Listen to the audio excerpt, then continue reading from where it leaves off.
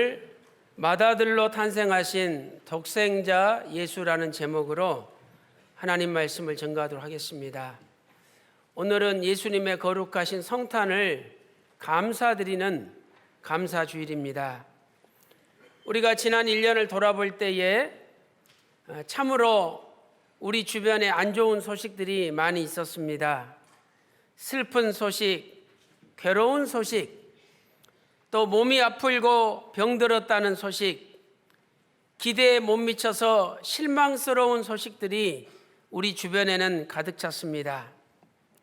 그러나 예수님께서 탄생하신 소식은 이 세상에서 가장 기쁘고 가장 좋은 소식입니다. 예수님께서 우리 마음에, 우리 가정에, 이 땅에 믿음으로 탄생하신다면 모든 슬픈 소식, 병들고 아프었다는 소식, 어둠의 소식, 절망의 소식은 다 물러가고 여러분 가정에도 기쁘고 좋은 소식만 넘쳐나게 되는 것이죠. 누가복음 2장 10절 말씀 보세요. 천사가 이르되 무서워 말라, 내가 온 백성에게 미칠 큰 기쁨의 좋은 소식을 너희에게 전하노라, 이렇게 말씀하고 있습니다. 여기 보니까 분명히 온 백성에게 미칠이라는 단어가 있죠. 이 기쁜 소식, 좋은 소식은 일부 사람들한테만 해당되는 게 아니라 온 백성에게 다 해당되는 소식이라는 거죠. 이 기쁜 소식, 좋은 소식은 예수님의 탄생의 소식입니다. 오늘 또 여러분의 마음의 가정에 예수님께서 탄생하심으로 모든 어둠의 절망의 소식은 다 사라지고 오늘부터 기쁜 소식, 좋은 소식만 넘쳐나시기를 주님의 이름으로 축원합니다. 오늘 본문 누가복음 2장 7절 말씀 보니까 예수님께서 이 땅에 탄생하셨는데 그 예수님을 맏아들이다, 이렇게 표현하고 있습니다. 맏아들이다. 맏아들을 낳아 강보에 싸서 구유에 누웠다라고 말씀하고 있습니다. 왜 아기 예수님을 맏아들이라고 부를까요? 물론 요셉과 마리아 가정에 성령으로 예수님이 잉태되셨고 예수님 태어난 다음에 요셉과 마리아가 육신의 관계를 통해서 예수님의 동생들을 낳았기 때문에 예수님이 맏아들이다, 이렇게 이야기할 맏 있겠죠.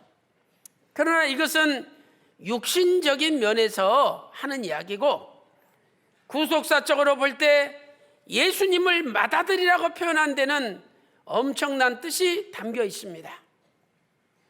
저는 오늘 왜 예수님께서 맏아들이신지 구속사적으로 은혜를 나누고자 합니다.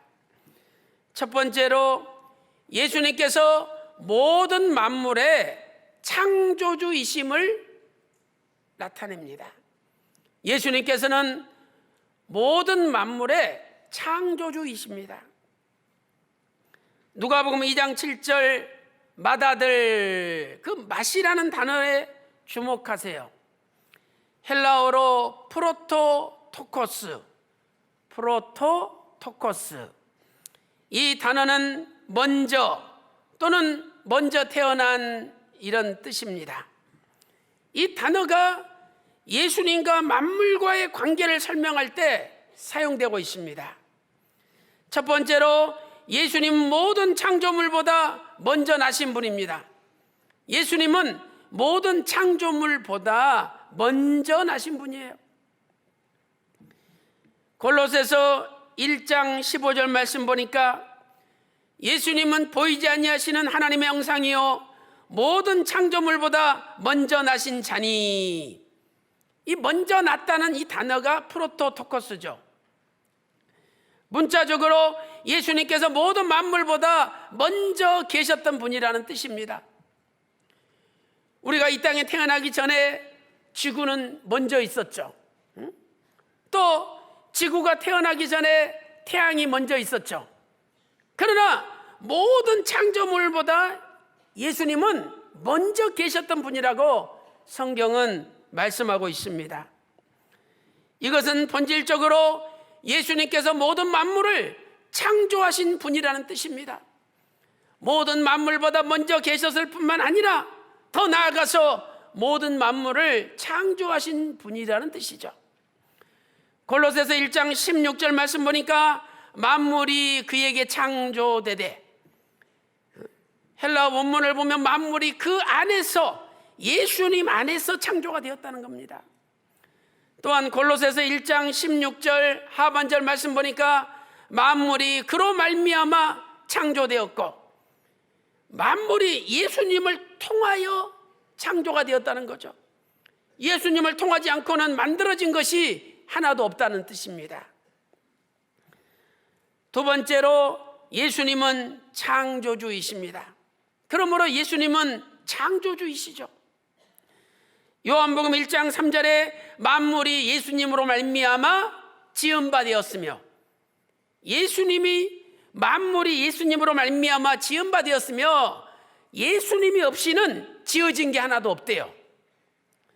요한복음 1장 10절에도 세상은 그로 말미암아 지은 바 되었으며, 세상이 예수님을 통하여 지은 바 되었는데 피조된 세상이 예수님을 알지 못했대요.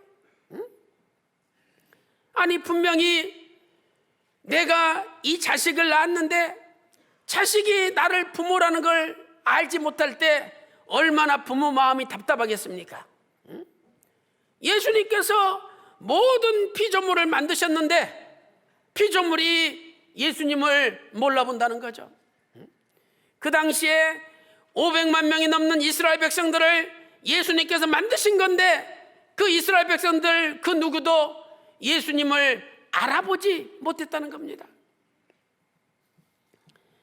예수님 태어날 때 당시 사람들은 다 따뜻한 방에 누워 있었습니다.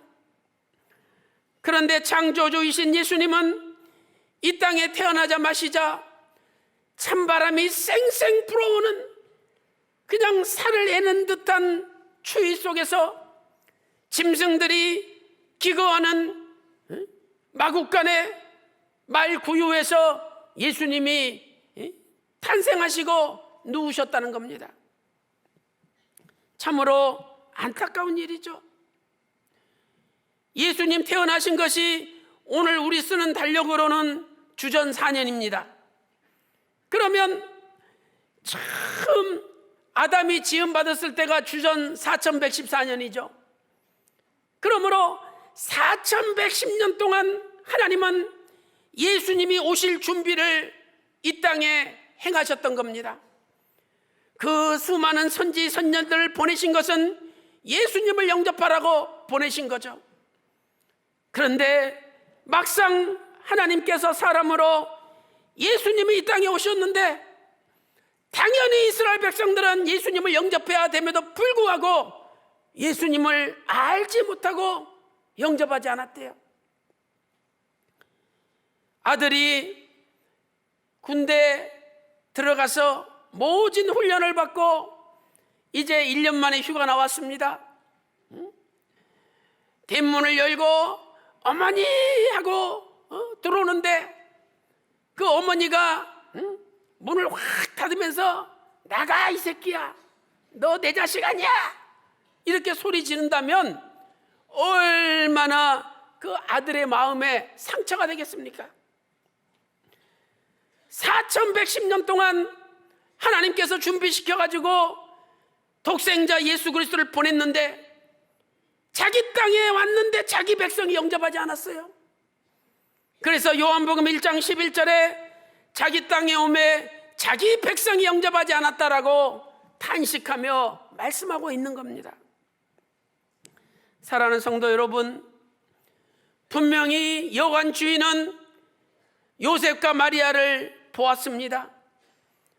마리아의 배가 함지박처럼 불러오는 것을 분명히 보았습니다. 저 마리아 뱃속에 있는 아이가 자기를 창조하신 하나님이요 자기를 구원하러 오신 메시아이심을 알았다면 자기 안방이라도 내어줬을 거 아닙니까? 그런데 요한 주인은 마리아 뱃속에 있는 아기 예수가 예수님이라는 걸 알지 못했습니다. 참으로 하늘의 엄청난 복을 받을 수 있는 기회를 놓치고 말았던 것이죠. 사랑하는 성도 여러분, 오늘 예수님께서 모든 만물의 창조주로 이 땅에 오셨습니다. 이번 성탄을 맞이하여 저와 여러분은 예수님을 우리 마음의 구유에, 여러분의 가정에, 이분이 나를 지으신 창조주요 나를 구원하러 오신 메시아이시라고 깨닫고 창조주로 영접함으로 말미암아 여러분 가정에 모든 어둠의 소식은 다 물러가고 이번 성탄을 통해서 기쁜 소식, 좋은 소식만 넘쳐나는 역사가 있기를 주님의 이름으로 축원합니다. 큰 두 번째로 예수님께서 맏아들이시라는 것은 무슨 뜻입니까? 두 번째는 예수님께서 부활의 첫 열매이심을 나타냅니다. 예수님은 부활의 첫 열매십니다. 골로새서 1장 18절 말씀 보니까 그는 근본이요 죽은 자들 가운데서 먼저 나신 자라. 이 먼저 나셨다가 프로토토코스 맏아들이란 뜻이죠. 예수님은 죽은 자들 가운데서 맏아들이시래요. 그 무슨 뜻입니까? 첫 번째로 예수님께서 죽은 자들 가운데서 가장 먼저 부활하신 분이라는 것을 뜻합니다. 예수님은 죽은 자 가운데서 가장 먼저 부활하신 분이십니다. 골로새서 1장 18절에 그가 근본이요 죽은 자들 가운데서 먼저 나신 자니, 어떤 분은 이렇게 얘기합니다. 예수님보다 나사로도 먼저 살았고 예수님보다 먼저 사신 분이 얼마나 많은데 무슨 예수님이 부활의 첫 열매냐고. 그러나 여러분 골로새서 1장 18절을 잘 보세요. 그는 근본이요 죽은 자들 가운데서 먼저 나신 자니, 이 근본이라는 단어는 헬라어로 아르케, 시작이라는 뜻입니다. 그분이 시작이라는 거예요. 모든 것의 시작이라는 거예요. 그분이 우리를 만드신 분이요 우리의 창조주요 우리의 하나님이라는 거죠. 이 땅의 인간들이 아무리 죽었다가 살아난 사람이 있다 할지라도 그 사람은 인간이에요, 인간. 그러나 하나님이 죽었다가 사신 것은 예수님밖에 없어요. 하나님이 죽으셨다가 사신 것은 예수님밖에 없잖아요. 그래서 예수님께서 부활의 첫 열매가 되시고 죽은 자들 가운데서 가장 먼저 부활하신 분이 되신다는 겁니다. 우리 인간은 죽었다가 살아도 또 죽어야 됩니다. 그러나 예수님은 영원부터 영원까지 살아계신 분이에요. 죽을 필요도 없죠. 그러나 우리의 죽음을 대신해서 우리 죽음을 해결하시기 위하여 대신 죽음의 자리에 내려가신 것뿐입니다. 두 번째로 예수님께서 앞으로 부활할 자들의 첫 열매가 되신다는 뜻입니다. 예수님은 앞으로 부활할 자들의 첫 열매라는 거예요. 고린도전서 15장 20절에 그리스도께서 죽은 자 가운데서 다시 살아 잠자는 자들의 첫 열매가 되셨도다라고 말씀하고 있죠. 농사를 지었습니다. 첫 열매, 첫 이삭이 맺혔어요. 우리는 그것을 통해서 앞으로 두 번째, 세 번째 열매, 많은 열매들이 맺어진다는 확증, 보증을 받을 수가 있죠. 마찬가지로 예수님께서 하나님이신데 죽은 자 가운데서 부활하심으로 이제 예수님 안에서 주님 재림하실 때 수많은 영혼들이 다시 부활할 것을 보증하고 확정하는 겁니다. 그러므로 예수님 재림하실 때 예수님께 붙어 있는 사람은 다 같이 부활하는 거죠. 고린도전서 15장 23절 말씀 보세요. 먼저는 첫 열매인 그리스도요, 다음에는 그리스도 강림하실 때에 그에게 붙은 자요. 주님 재림하실 때 예수님에게 붙어있는 자는 반드시 부활한다라고 성경은 말씀하고 있습니다. 고린도전서 15장 52절 말씀 볼 때, 마지막 나팔에 우리가 부활할 때 그리스도 안에서 죽은 자들이 다 살아난다고 말씀하고 있습니다. 또한 데살로니가 전서 4장 16절 말씀 보세요. 주께서 호령과 천사장의 소리와 하나님의 나팔로 친히 하늘로 쫓아 강림하시리니 그리스도 안에서 죽은 자들이 먼저 일어나고 그리스도 안에서 죽은 자들이 먼저 부활한다라고 데살로니가 전서 4장 16절에 정확하게 말씀하고 있습니다. 사랑하는 성도 여러분, 하나님께서 사람으로 이 땅에 오셨는데 짐승들 마국간에 구유에 누우셨습니다. 이것이 표적입니다. 표적. 고린도전서 2장 12절 말씀 보세요. 고린도전서 2장 12절에 너희가 가서 강보에 쌓여 구유에 누인 아기를 보리니 이것이 너희에게 표적이니라. 표적, 사인이라는 거예요. 구유는 짐승들의 먹이통이죠. 나무로 만들었습니다. 나무에 아기 예수님이 싹 누워 있습니다. 지금 그 아기 예수님은 훗날 만인간의 죄를 걸머지고 십자가 나무 위에 누이실 예수님을 미리 보여주는 겁니다. 구유에 누이신 아기 예수님이나 훗날 십자가 나무에 달리실 예수님이나 같은 분이지 않습니까? 이렇게 예수님께서는 십자가에 달리시고 3일 만에 부활하심으로 부활의 첫 열매가 되셔서 예수님 안에 모든 성도들이 다 부활한다는 것을 확증시켜 주시고 보증시켜 주신 것입니다. 요한일서 5장 11절 말씀 보세요. 영원한 생명이 예수 그리스도 아들 안에 있대요. 요한일서 5장 11절에 또 12절 말씀 보니까 아들이 있는 자에게는 생명이 있고 아들이 없는 자에게는 생명이 없대요. 13절에 그 생명은 영원한 생명이라고 말씀하고 있습니다. 그러므로 우리에게는 죽음이 아무런 문제가 되지 않습니다. 죽어도 다시 살거든요.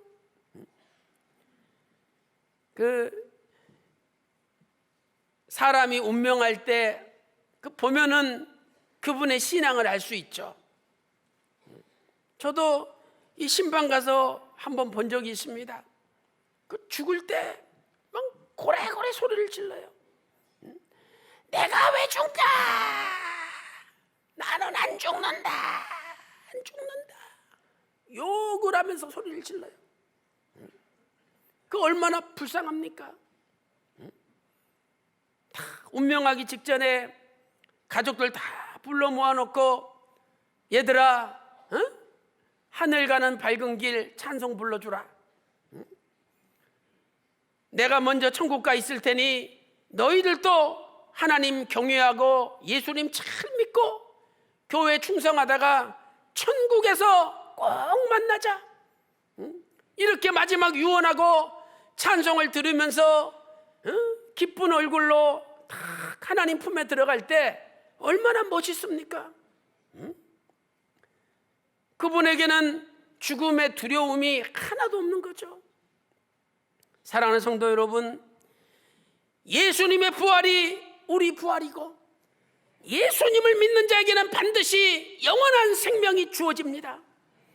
그러므로 죽음 절대 두려워하지 마시고 담대하게 신앙생활 잘하다가 하나님 품에 안기고 또 자식들에게 돈 몇 푼 물려주는 것보다 신앙을 물려주시는 저와 여러분이 되시기를 주님의 이름으로 축원합니다.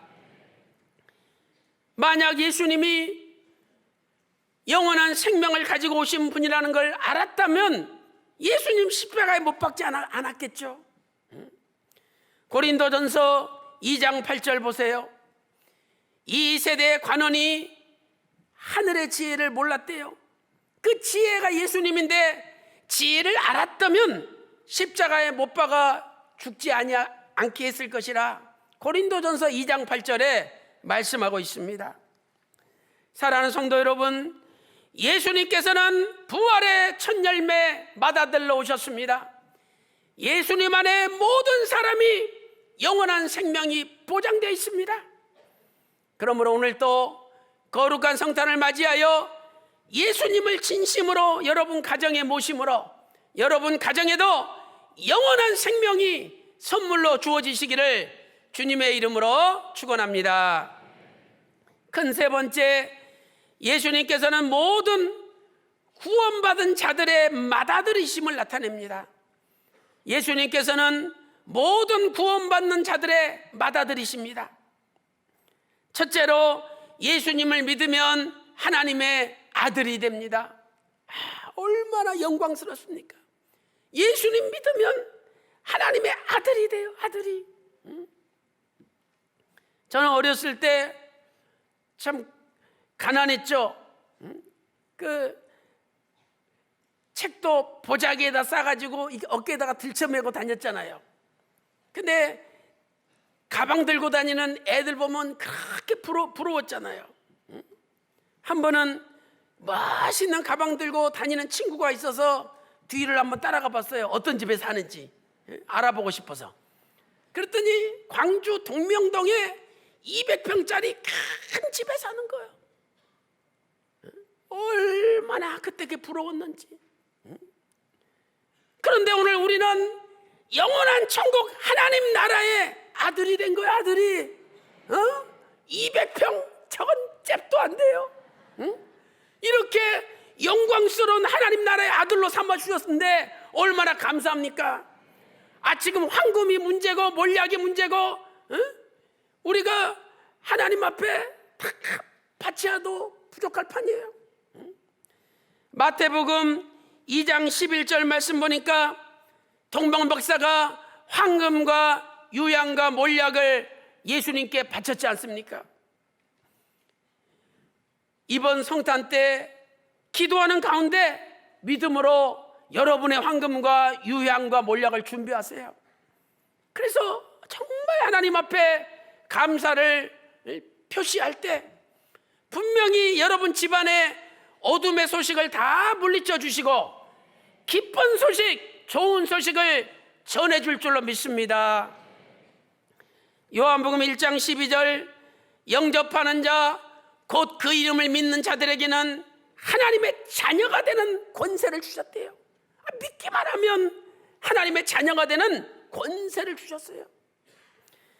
에베소서 1장 5절 말씀 보니까 그 기쁘신 뜻대로 예수 그리스도 안에서 우리를 예정하사 예수 그리스도로 말미암아 자기의 아들들이 되게 하셨으니 우리를 예수 그리스도로 말미암아 하나님의 아들들이 되게 하셨대요. 이것을 신학적으로는 양자라고 부르죠. 양자. 아들이 아닌데 아들을 삼아 주셨다는 거예요. 아들이 아닌데 법적으로 아들을 삼아 주셨다는 거죠. 로마서 8장 14절을 보세요. 로마서 8장 14절에 하나님의 영으로 인도함을 받은 그들은 하나님의 아들이라. 하나님의 영으로 인도함을 받은 그들은 하나님의 아들이라. 내가 하나님의 아들이 되는 것은 내 마음대로 되는 것이 아니라 하나님의 이 영의 인도하심을 받을 때 아들이 된대요. 그래서 그 영은 양자의 영이죠. 우리를 양자로 삼아주는 영이에요. 로마서 8장 15절 말씀 보니까 너희는 다시는 무서워하는 종의 영을 받지 아니하고 양자의 영을 받았으니 하나님 아버지를 아바 아버지라 부르느니라. 하나님을 아바 아버지로 부른다는 거예요. 아바는 아람어로 우리말로 해석하면 아빠란 뜻이잖아요. 아빠 그런 것처럼 아주 가깝게 하나님을 부른다는 거예요. 우리 인간은 그런 대상이 안 되는 거죠. 이렇게 모든 믿는 자들이 하나님의 아들들이 되었다면 예수님은 그 모든 믿는 자들 가운데 맏아들이라는 거예요. 왜? 예수님도 하나님의 아들이니까 맏아들이죠. 두 번째, 예수님께서는 모든 믿는 형제 중에서 특별한 맏아들이십니다. 맏아들은 맏아들인데 특별한 맏아들이라는 거예요. 특별한 맏아들. 로마서 8장 29절 말씀 보세요. 그로 많은 형제 중에서 맏아들이 되게 하려 하심이니라. 예수님을 모든 믿는 자들의 맏아들로 하나님이 삼으셨대요. 히브리서 1장 6절에도 맏아들 프로토토코스, 히브리서 1장 6절에 맏아들이 되셨다, 예수님이 똑같이 기록되어 있습니다. 예수님께서 맏아들이란 것은 무슨 뜻일까요? 첫째로 예수님께서 우리보다 먼저 나신 분이라는 뜻이죠. 맏아들이니까 형이 먼저 태어났잖아요. 그런 것처럼 예수님이 먼저 나셨다는 거예요. 그런데 예수님은 영원부터 영원까지 계셨던 분이죠. 그러니까 이 시공간의 제한을 받는 시간 속에 태어난 우리하고는 차원이 다른 분이라는 거예요. 둘째로 예수님께서는 모든 성도들보다 뛰어나신 아들이라는 뜻이죠. 뛰어나신 분이에요. 질적으로 비교가 안 되는 분이에요. 어떤 분은 이렇게 가리키니까, 목사님, 그러면 예수님이 우리 형님이네, 형님. 기도할 때 형님, 예수님, 이렇게 기도해야 되겠네요. 그렇게 말씀하시는 분이 있더라고요. 물론 예수님이 맏아들이시니까 어떤 부분에서는 그분 말이 일리가 있겠죠. 그러나 이런 세상의 형제들 개념이 아니에요. 예수님과 우리는 질적으로 다른 분이에요. 왜? 예수님은 하나님의 아들이면서 동시에 하나님이시거든요. 그래서 예수님은 창조주시고 구원자이시고, 예수님은 영원부터 영원까지 계시는 분이에요. 그러니까 우리는 아무리 우리가 예수님과 같은 형제를 할지라도 우리는 피조물이라 이 말이죠. 피조물. 달라요, 달라.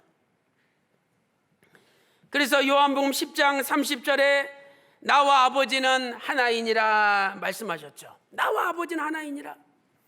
요한복음 14장 9절에도 나를 본 자는 아버지를 보았다라고 예수님께서 선언하셨습니다. 예수님 육신의 동생들이 많이 있었죠. 근데 그들의 착각, 불신이 무엇이었습니까? 예수님을 자기들하고 똑같은 형제로 보았지, 예수님이 자신들의 창조주요 자신들의 하나님이시라는 것을 믿지 못했다는 거예요. 그래서 요한복음 7장 5절 말씀 보니까 예수님의 형제들이라도 예수님을 믿지 못했다, 요한복음 7장 5절에 말씀하고 있습니다.